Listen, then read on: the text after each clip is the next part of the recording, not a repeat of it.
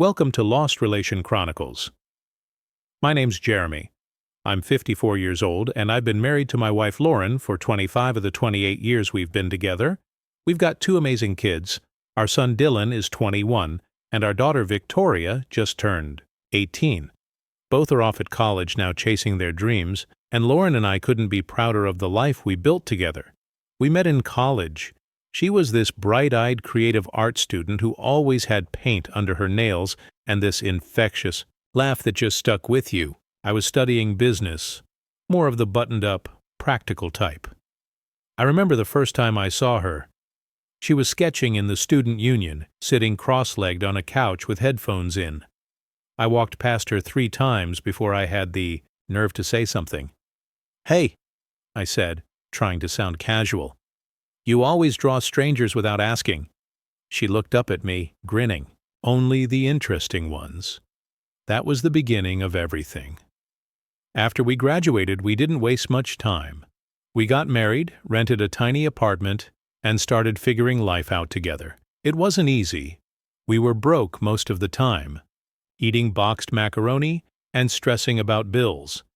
I started a small business with the help of a friend from school, and Lauren got a job as an art teacher at the local high school. Somehow, through all the chaos, we made it work. Our marriage wasn't a fairy tale. We had fights, some loud, some silent.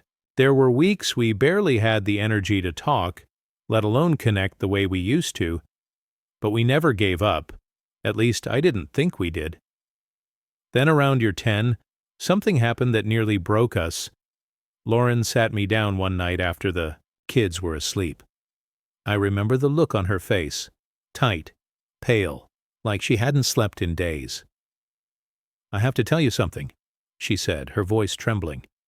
"I made a mistake." She told me about the school conference she'd gone to a few weeks earlier, how she'd gotten drunk one night, how a coworker had walked her back to her room, how things went further than they ever should have.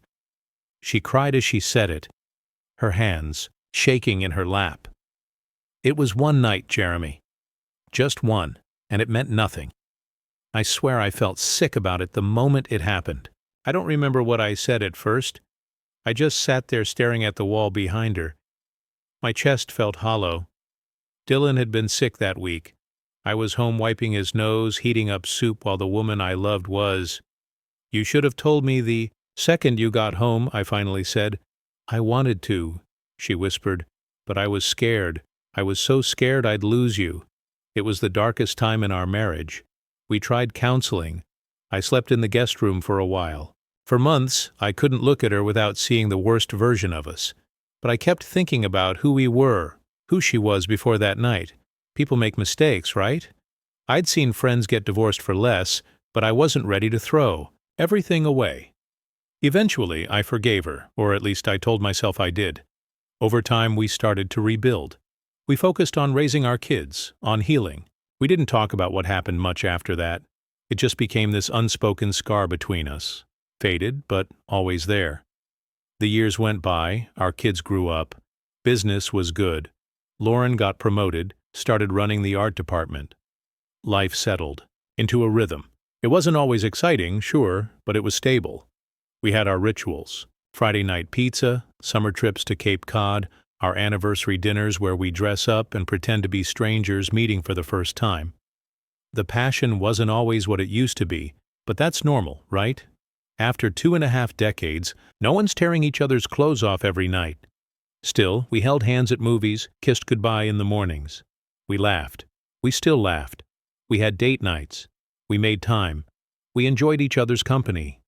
At least that's what I thought. Last month, Lauren told me she needed to head down to Florida to visit her mom. Her mother's getting up there, 78 now, and she's been living alone ever since Lauren's dad passed away. Lauren was worried, said her mom had started forgetting little things, bills, where she left her keys, names of old friends. Nothing major, but enough to raise concern.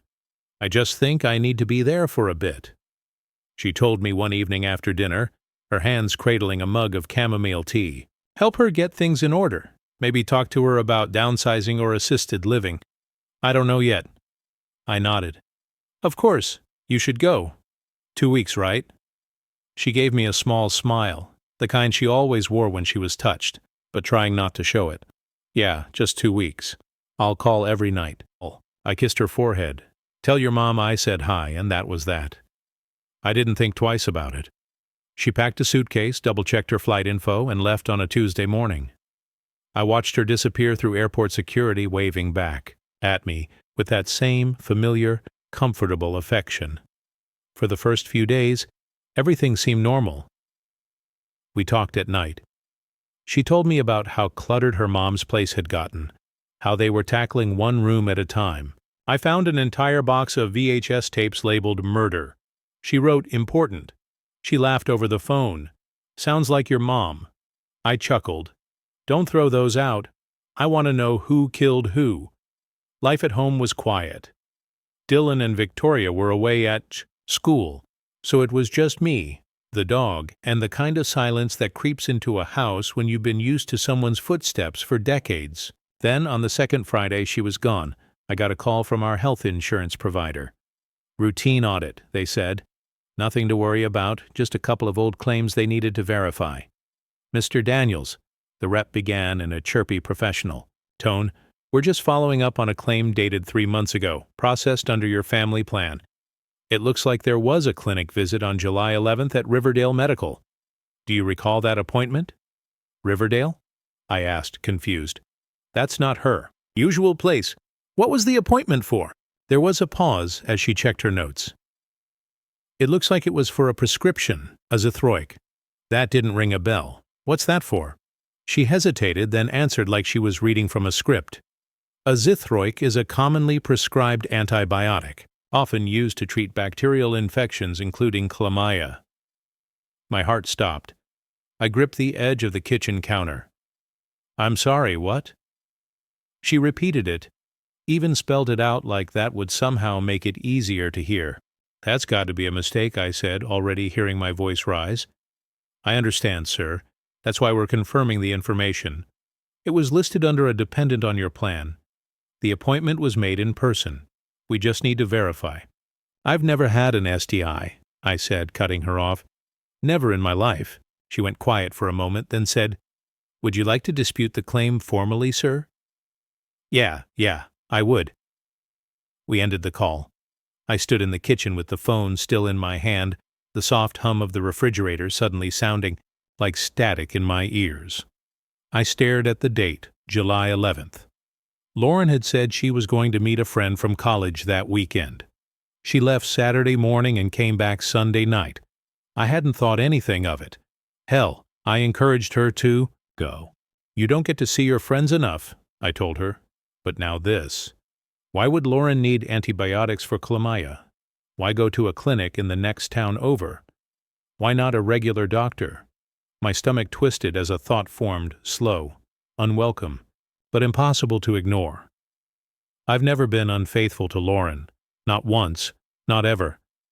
The only way she could have gotten an STI was if someone had given it to her. Someone who wasn't me. I thanked the insurance rep, trying to keep my voice steady. I'll call back, I said, though my brain was already miles away. When I hung up, I just stood there, phone in hand, staring at nothing. My thoughts were sprinting, looping back on themselves like tangled shoelaces. I wasn't even sure where to begin. I kept asking myself, what was going on in our lives back then? What was happening when that clinic visit took place? I walked around the house like a man trying to find a ghost. I opened the hall closet, checked the calendar on the fridge, scrolled through old text messages. Then it hit me. Lauren's weekend. Art workshops. She'd started taking them last year, maybe a little over a year ago now. Said she wanted to get back to her roots, to rediscover the joy of painting. It's not just teaching anymore, she told me. I need to create again for me. They were in the next town over, Riverdale, same town as the clinic. She usually went once a month, sometimes twice. I never questioned it. Why would I? I was proud of her for making time for something she loved. I just need to feel like an artist again, she'd said once as she packed up her brushes and easel. Not just a teacher, not just a mom. I'd kissed her cheek, smiling. I get it. Go Picasso. I spent the next hour in our home office, pacing in circles before I finally started opening drawers and rummaging through cabinets like some desperate detective in a bad crime movie. I didn't even know what I was looking for. Proof. A message. A reason. In the back of Lauren's art supply cabinet, tucked behind a box of acrylic paints, I found an old sketchbook. The corners were worn. The spiral binding bent out of shape like it had been jammed into a bag too many times. I sat down at her desk and started flipping through it. Pages of watercolor studies, life drawings, a few expressive pieces, raw and chaotic, ones I didn't remember ever seeing before. Then something slipped out and fluttered to the floor. It was a small paper, a folded receipt. I picked it up with trembling fingers and opened it. Riverdale Community Health Clinic. Date, July 11th. Patient, Lauren Daniels. Prescription, athramy. Note, take all as directed. There it was. No mistake, no insurance error.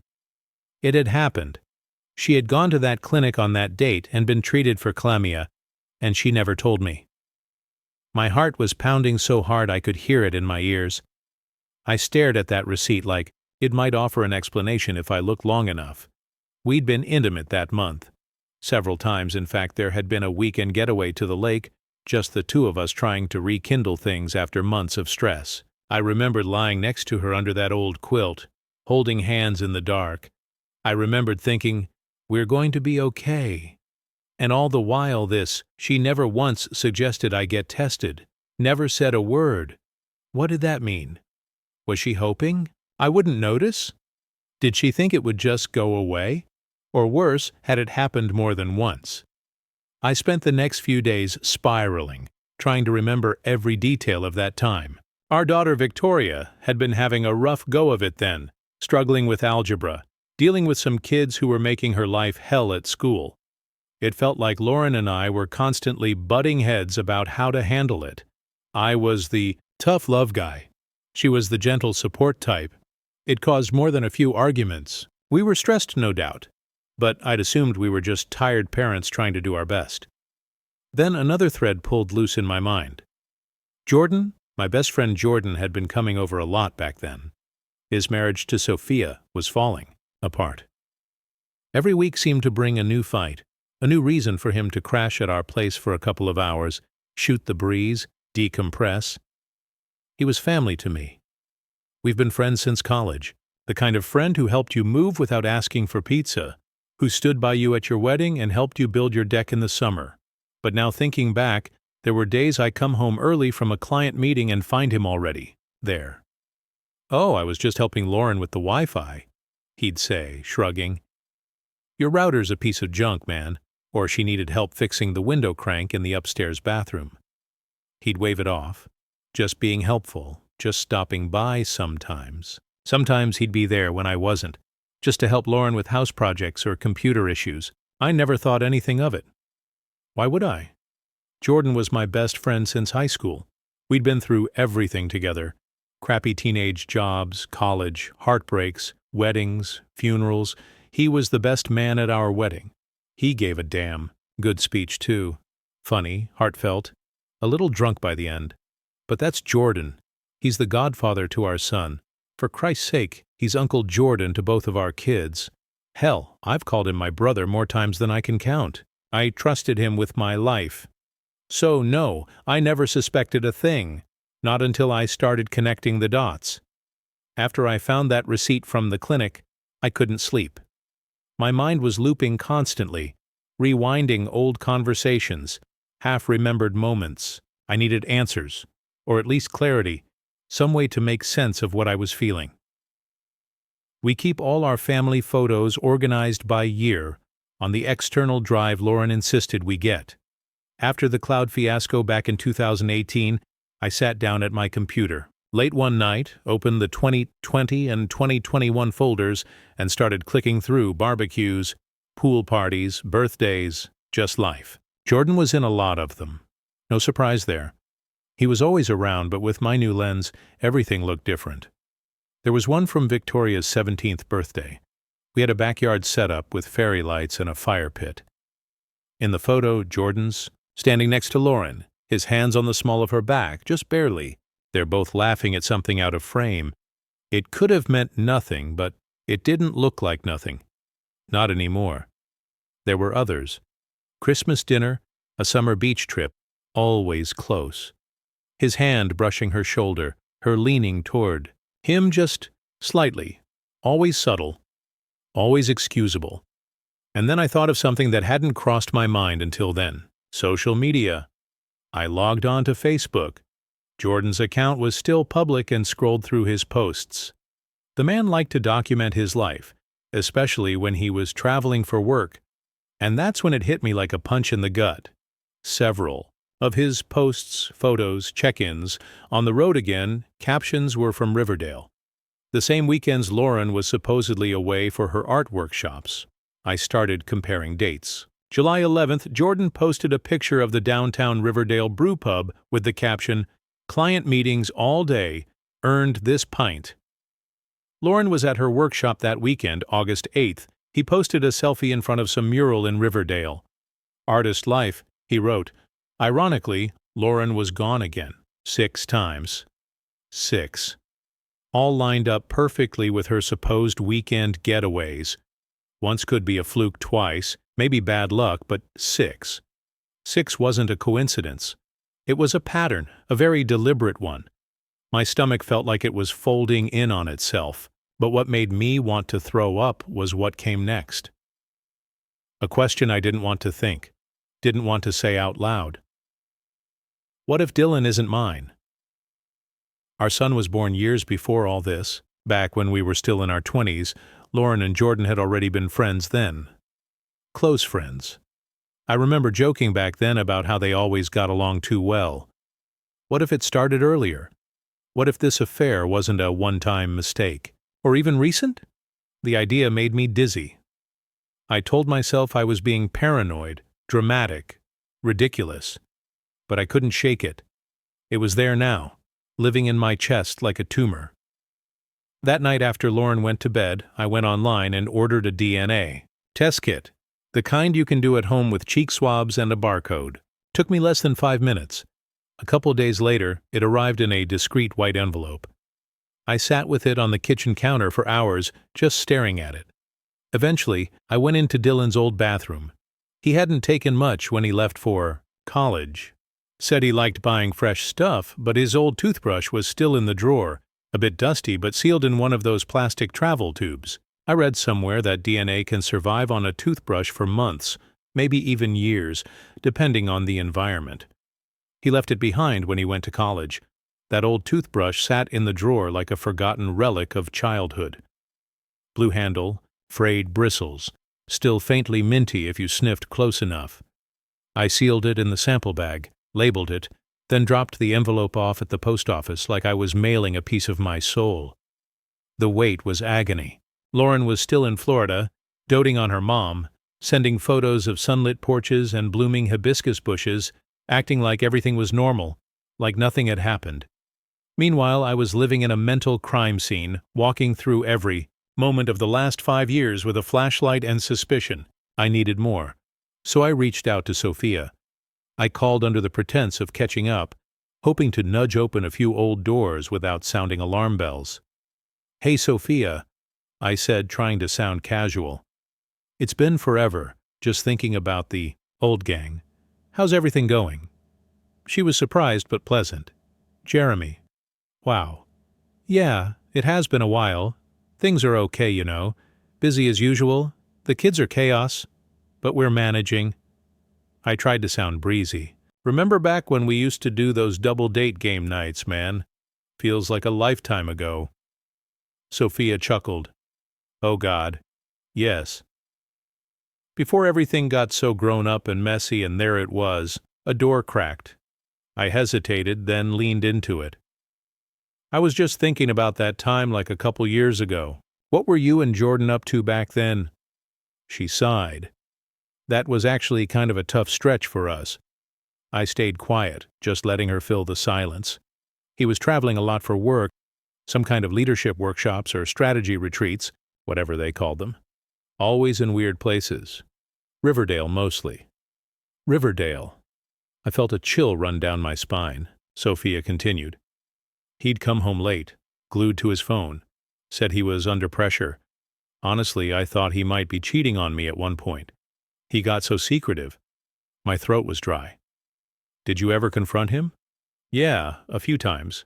He always denied it, swore it was just stress, and that I was imagining things. I never found anything concrete, but something felt off. I thanked her and said we should all meet up sometime. She agreed, though we both knew it probably wouldn't happen. When I hung up, I stared at the wall for a long time. There it was. Proof? No, but damn close. Lauren's art workshops, Jordan's business retreats, both in Riverdale, both around the same time, both supposedly innocent. But I knew now that neither of them were telling the full story. And then Lauren came home. She pulled up in the driveway, like nothing had changed. Same breezy smile, same tired eyes, carrying a paper bag of cookies and travel photos. She kissed me on the cheek. I played along, pretending to be distracted from work, tired, all the usual excuses. At dinner, she talked about her mom, how she's gotten frier, how the neighborhood's gone downhill, how they laughed over old photo albums. She showed me a few pictures on her phone, one of her and her mom baking together, another of the two, of them sitting on lawn chairs in the sun, lemonade in hand. She was composed, at ease. There wasn't a single crack in the facade. That night, as we brushed our teeth side by side in the bathroom, she glanced over and asked, "Are you okay?" I looked at her reflection in the mirror. Her eyes searched mine. "You've been kind of quiet since I got back." Distant. I almost broke. I almost turned to her right then and there with toothpaste still in my mouth and laid it all out. The clinic, the prescription, the receipt, Jordan, the timing, everything. But I didn't. I wasn't ready. I needed one more piece of the puzzle. I needed certainty. So, I waited. And exactly a week later, the email arrived. "Your DNA results are ready." I stared at the subject line for a full minute. My finger hovered over the mouse before I finally clicked. The report came up in a new tab. Secure PDF format like they promised. My hands shook as I scrolled to the part that mattered. Probability of paternity 99%. I exhaled, loud, shaky, and uncontrollable. Dylan was mine. Thank God he was mine. Whatever Lauren had done, whatever secret still lingered in the walls of this house, at least my son, my boy, was mine. I couldn't describe the relief. It was like someone had cut a rope around my neck. I sat there for a long time, staring at the screen, feeling the weight lift just slightly from my chest. And then, as if the universe wasn't finished with me yet, my phone buzzed again. A number I recognized. It was the insurance company. That call from the insurance company changed everything. I'd almost deleted it, thinking it was just another billing hiccup. But the woman on the phone, some rep named Janelle, sounded confused, even a little awkward. "We're following up regarding a medical claim that raised a few inconsistencies," she said, her voice polite, rehearsed. I asked what kind of inconsistencies. She paused. The antibiotics, azithromycin, were prescribed to both the niece and another patient seen at the same time. Both claims were processed under your family insurance. That made my stomach drop. "Another patient?" I asked slowly. "Yes," she said carefully. "They were listed as a family member at the time. It was a brief enrollment, just a few months. A couple years ago, my heart stopped. I already knew." "Can you tell me the name?" I asked, already bracing for what I wouldn't want to hear. "I'm sorry, Mr. Keller," she said. "Due to HIPAA, I can't disclose that," but she didn't need to. I remembered. Jordan had been on our family plan, years ago, right after he lost his job when I helped him bridge the gap between gigs. It was supposed to be temporary. He'd thanked me over beers on my back porch. I thought I was being a good friend. Turns out I was financing his STI treatment with my wife. I couldn't breathe. I just sat there clutching the phone like it might scream the truth at me if I held it long enough. That night, I made my decision. The kids were both off at college. Dylan was studying mechanical engineering at Caltech. Ava was doing liberal arts at Brown. That meant we were alone in the house. No need to shield them from whatever storm was about to hit. After dinner, I cleaned up the dishes while Lauren scrolled through her phone on the couch. She looked peaceful, humming to herself. I dried my hands slowly. I watched her for a second. Watched the way she looked at me without seeing me. "Lauren," I said, my voice steady, "can you come sit with me for a minute? There's something I need to ask you." She looked up, the color draining slightly from her face. She sat down across from me in the living room, crossing her legs. Nervous already. She could feel it. I laid out the insurance documents, the prescription printout, and the timeline I had written by hand. I didn't speak right away. I let her eyes move from one piece of paper to the next. Then I asked the question, "Did you have an affair with Jordan?" She blinked like I had smacked her. She opened her mouth. "Nothing." Then again, "What? Why would you ask that?" Her voice cracked. I didn't say a word. Just tapped the prescription. "Chlamydia. Both of you. Same date. Same clinic. Both under our insurance." Tears hit her eyes instantly. No protest, no denial, just raw, unraveling guilt. "Oh my God," she whispered, covering her mouth with her hand. "Oh my God. Jeremy." I waited, arms crossed, my heart trying to beat through my ribs. She finally nodded slowly. "Yes. Yes. I'm so sorry. I didn't mean for it to happen." "Start talking," she sobbed, shoulders shaking. "It started at that 4th of July barbecue 3 years ago. You remember the one where the kids were away at camp? You had gone to pick up more ice, and then I went looking for you, but Jordan was in the garage instead. I said nothing. We were both drinking. It was stupid, Jeremy. It wasn't planned. It just happened. In our garage." I asked, voice low. She winced. "Yes." I nodded, and it was supposed to be just that one time. She nodded too quickly. "It was, I swear, but then we saw each other at the gym, and again at the park when you were working late. It just kept happening." I finished for her. "Yes," she whispered. "How long?" She hesitated. 6 months, maybe a little less." I slid a folder across the table. My notes, my calendar, cross-referenced with Jordan's social media posts, clinic visits, and her workshop dates. "Try again." She looked at the papers, and I watched the last piece of her mask fall away. Her lips trembled, her shoulders sagged, then completely broken, she whispered. It was longer. The workshops, the business trips. And just like that, she broke down completely. 2 years, I repeated. The words felt foreign in my mouth, like I was reading someone else's tragedy. Not my life, not my marriage. Lauren sat across from me, her hands wringing the hem of her sweater like it might unravel everything she'd done. Her eyes were wet, red-rimmed, pleading. "It wasn't every day, Jeremy," she said. "I did go to a few real workshops." "Don't," I cut in, voice like ice, "don't try to dilute it." She swallowed hard and nodded, eyes on her lap. I know I lied to you. I was a mess back then, between the kids, the house, my job. I felt invisible, like I was always giving and no one saw me. And he saw you, I said bitterly. He made you feel special. She nodded again, tears slipping silently down her cheeks. He'd compliment me, ask about my day. He listened, I scoffed. Right. He listened while screwing my wife behind my back for 2 years. "Please don't do that," she whispered. "Don't do what?" "Call it what it was." I snapped. "You could have talked to me, Lauren. You could have said you were overwhelmed. We could have gone to therapy, worked through it, but instead, you went him." She didn't argue. "You said it ended when he moved." I said 3 years ago when he took that job in Phoenix. "Have you been in touch since?"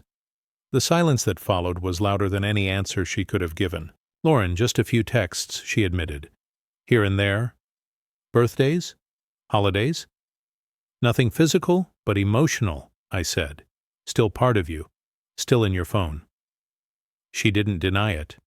I stared at her. I didn't even feel anger anymore. Just this hollow, gnawing ache, like something had been ripped out of me and I was too stunned to bleed. "Did you ever plan to tell me?" I asked. Her mouth opened, then closed. "No," she said quietly. "I thought it would just destroy everything.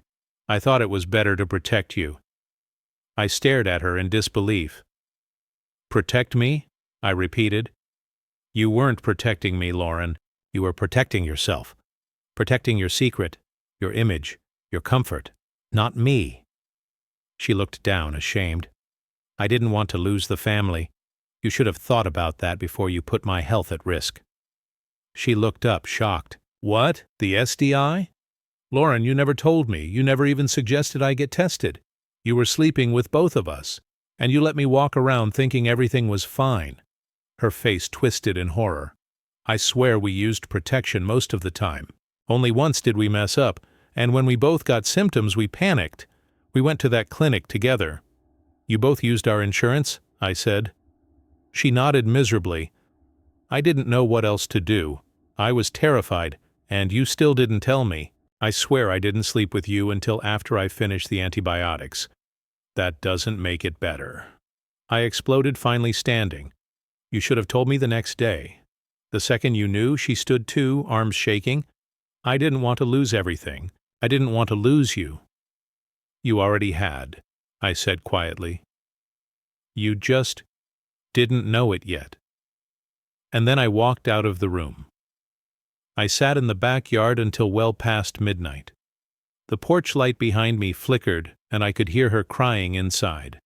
But I didn't go back in. I just stared at the stars, wondering how something that once felt so safe could rot beneath my feet for 2 years without me ever seeing it. The next day, I sat at the kitchen table, staring into a mug of coffee I hadn't touched. My hands felt too steady for how wrecked I was. There's something cruel about the calm that follows devastation, like your body's too stunned to shake yet. I picked up my phone and called Jordan, straight to voicemail. Good. I didn't even hesitate. My voice was flat when I spoke. "Jordan, I know everything. You're a coward for not picking up. Don't ever contact me again. We're done. You're not my friend. You never were." Then I hung up. But I wasn't done, Sophia. She had the right to know what her husband had been doing behind her back with mine. I found her number and called. She answered on the third ring, breathless, like she'd been running. "Hello, Sophia. It's Jeremy." A pause. "Oh, hi. Is everything okay?" "No. I found out about Lauren and Jordan. The affair." Silence. I could hear a faint gasp, then the scrape of a chair. "What?" "I found out yesterday. They used our insurance to treat an STI. Together, it was going on for 2 years. "Oh my God," she whispered. "I knew it. I knew something wasn't right back then. We ended up talking for hours." She cried. I almost did too, but I held it in. I was still trying to keep the shape of my world from completely falling apart. Sophia told me she'd confronted Jordan a few years ago when he was acting distant. He made me feel like I was losing my mind. She told me I was insecure, paranoid, gaslit at me so bad I actually apologized. I could barely speak. At home, Lauren was still in our room. She hadn't come out all morning. When I finally walked in, she was curled up on the bed, puffy-eyed, surrounded by tissues. I called Sophia. I told her. She sat up fast. "What, Jeremy? Why would you do that?" "Because she deserves the truth," I snapped. "You've ruined their marriage," she said, like she couldn't believe I'd do something so cruel. "I didn't ruin anything," I said, my voice low and cold. "You and Jordan did that. I just cut the blindfold." She broke down again, covering her face with her hands. "I'm so sorry. God, I'm so sorry. I'll do anything. Please, please don't leave me." For weeks the house was thick with tension, quiet sobs, doors closing harder than they should. Nights I couldn't sleep, and mornings I couldn't wake up from. Lauren kept begging. She said she'd go to counseling. She said I could have full access to her phone, her email, her social media. She said she'd quit her job if it made me feel safer. She said over and over, I love you. I never stopped loving you. It was the biggest mistake of my life. I moved into the guest room. I couldn't look at our bed without picturing her tangled in someone else's arms. I called a lawyer. I asked what my options were. He was calm, professional. I wasn't ready to make any decisions, but I needed to know. I started therapy. First appointment was rough. I couldn't talk about it without shaking. I even called the kids. I kept it vague, just that their mom and I were going through something serious. I didn't want to poison their view of her, not yet at least. Jordan started calling, left voicemails. "I'm sorry," he said. "It wasn't supposed to happen. It got out of control. I didn't mean to hurt you." I deleted every message without listening to the end. Sophia told me she'd kicked him out and was filing for divorce. I admired her clarity. No second chances? No maybe. Meanwhile, Lauren was trying. I'll give her that. She started seeing a therapist, joined a support group for people who had cheated. She kept her phone unlocked, left her laptop open like some warped trust exercise. Part of me wanted to try. We had 28 years, 2 grown kids. We built a life from scratch, scraped and sacrificed for it.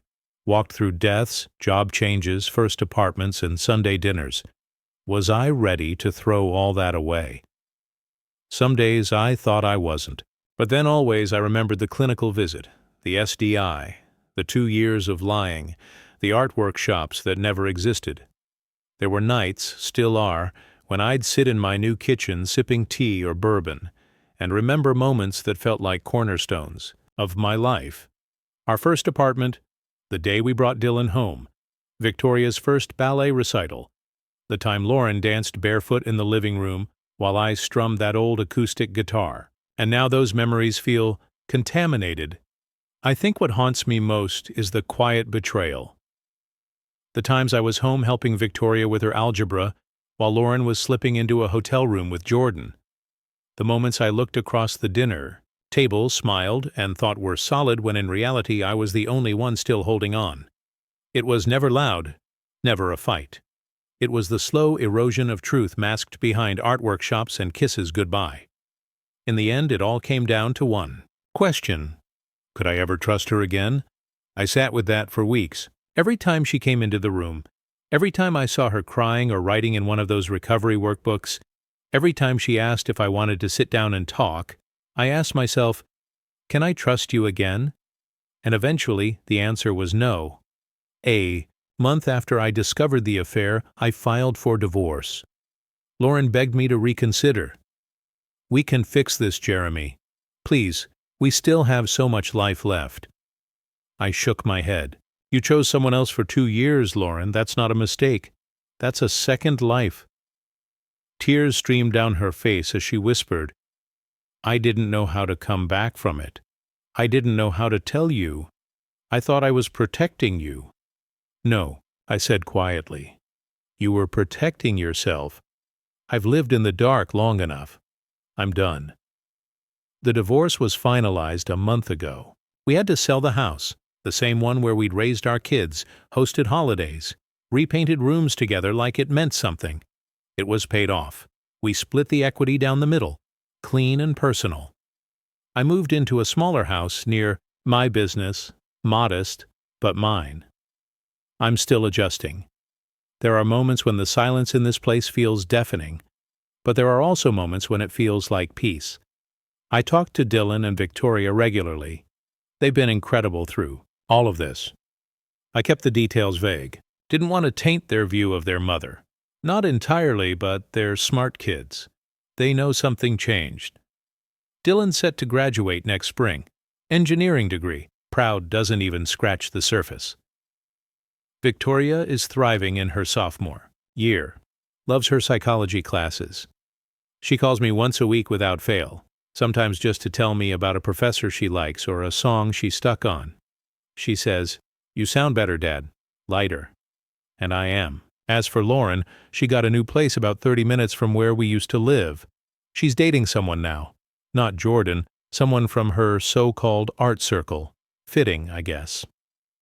Jordan and Sophia are divorced too.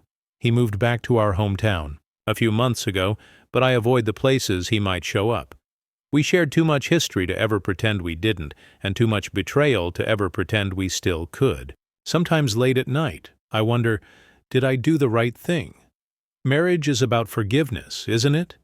About working through the dark chapters, not just reliving the bright ones.